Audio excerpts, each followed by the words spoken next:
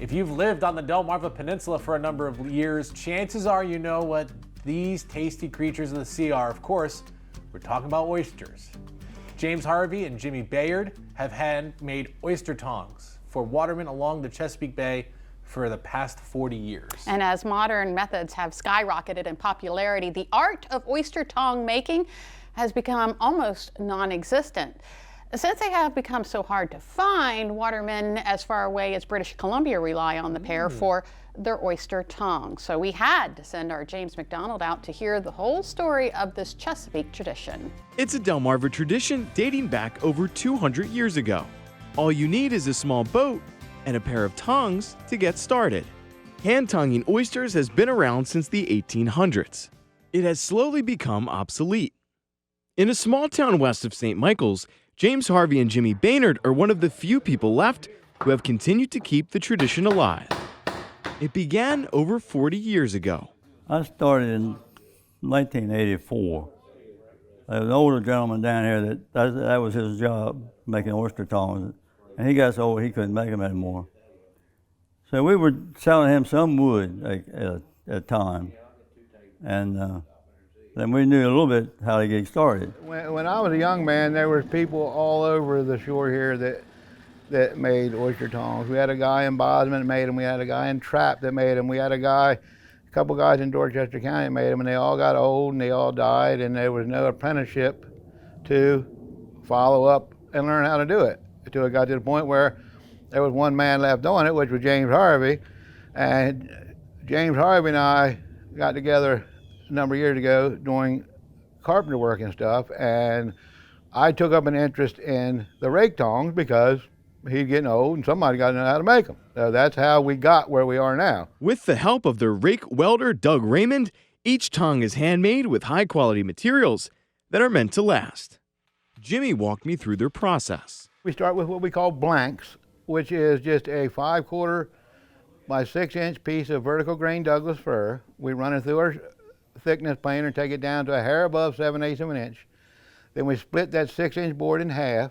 We want to make a pair of rake shafts out of one board. We don't want to pick a board from here and a board from here and marry them together. So we always try and rip one board in half. That's why we use a 6-inch board, so we can end up with the same board as the pair of shafts. So then we get the thickness planing done. We run them through the table saw. Then we manually taper them through the table saw.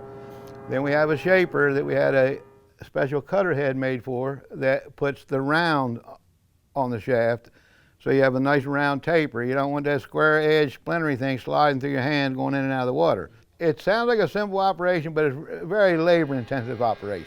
Watermen from across the country have trusted James and Jimmy for their tongs. British Columbia was probably the furthest. You never know where they're going to call from. You just never know. Because power dredging and other methods have become more mainstream, their method is now a traditional approach to catching oysters. I've been here in the Bay Hunter area my whole life.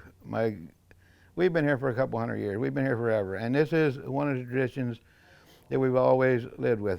There's still a lot of watermen that prefer the old traditional way of hand tongs. Jimmy believes it creates a direct connection with the water beneath them. It's the best way to catch oysters because you're not tearing up the whole bottom, in my opinion, with drags and all that kind of stuff. But I think there's much more connection for the waterman to the bottom that he's working when he's using hand tongs as opposed to some kind of power rig. Despite struggles with his own health, James Harvey has proven that nothing can get in the way of his passion. I've been in hospital 19 days out of this year, so I got another operation to go, but we'll get there. Through each pair of tongs, James and Jimmy have continued to uphold their tonging legacy while inspiring others in the process. Now, if you want to purchase a pair of oyster tongs for yourself or tour their elaborate showroom, we have a link on our website, DelmarvaLife.com. Just click on What's Happening Today. And another opportunity to visit James and Jimmy will be at the Mid-Atlantic Watermen Association in Ocean Valley this upcoming January.